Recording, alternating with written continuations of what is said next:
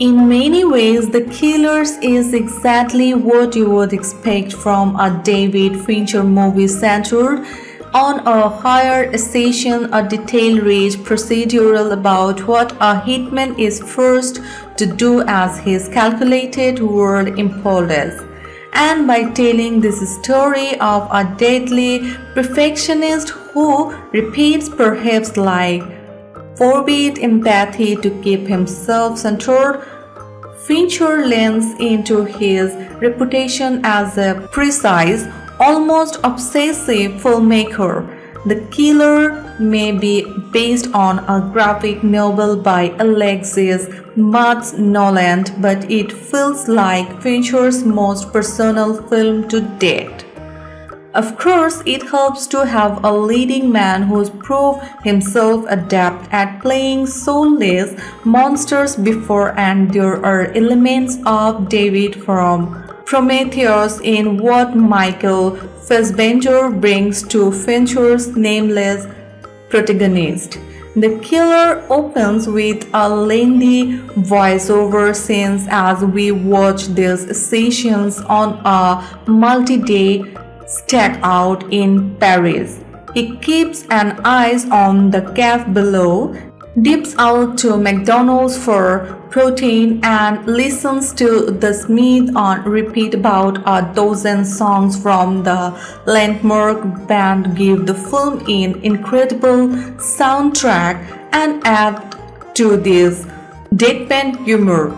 But he generally tries to blend in. Nothing that he picked his discusses as a German tourist became most France's people avoid German tourists. In this character-defining prologue, Fincher and writer Andrew Kevin Walker said the piece, "The nothing is rushed.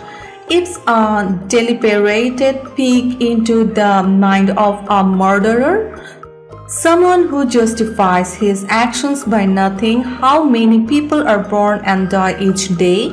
Anything he does is just a drop in a massive bucket."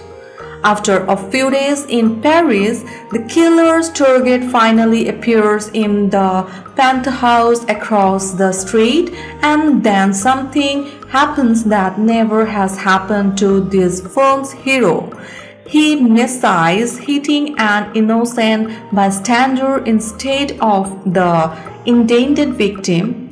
He immediately knows what this means and races home to the Dominican Republic to find his partner clinging to life. The cleanup crew has already come for both of them. It's here where the killer essentially breaks his own rules. He has stocked drones units in multiple cities, and enough money is foreign accounts to never be seen again. He could run, but the man who has told himself never to improvise and always to keep things from getting personal goes into other direction, trying to burn those who came into house and those who hired them. One can sense Fincher's passion for this project in every film has returns to themselves that have long interested him: obsession, professions, and power. It helps a great deal that he brings along several of his most accomplished collaborations, including cinematographer, editors, and even to handle the score. On a technical level, The Killer hums like few films of its type in recent years, just because of the pedigree of the team behind it. One, since they all have the same professionalism as the notoriously detailed filmmaker, and this is the kind of productions that rewards that sense of detail. It's not a film that should be rough around the edges. It's success because it's as finely tuned as one the killer's jobs.